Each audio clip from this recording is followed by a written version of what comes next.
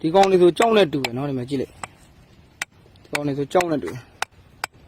ဒီမှာဒီကောင်လေးဆိုကြည့်လိုက်ရမ်းနဲ့ဖောကြီးအောင်ဗျာကြောက်ဖြစ်စမ်းကွာကြောက်ဖြစ်စမ်းဟာအယူကောင်လားမုံတုကောင်လား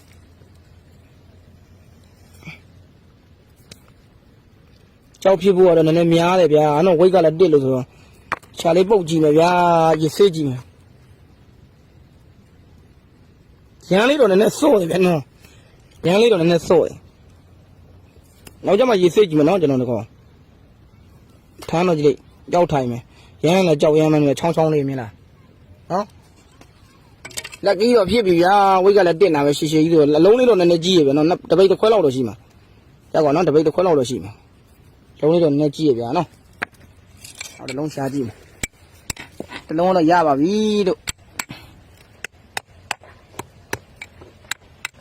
ဒီမှာဒါကြီးစားကြောက်တယ်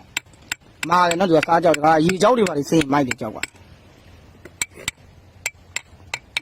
ပြောင်းနေခေါ်နေရေကုန်ကြောရောက်နေတာပေါ့ဗျာနော်ဒါကတော့ရေကုန်ကြော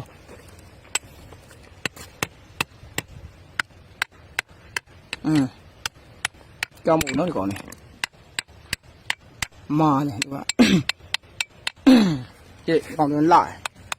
ပြောင်းအောင်မှတော်တော်လာနော်ရှင်းတာပဲ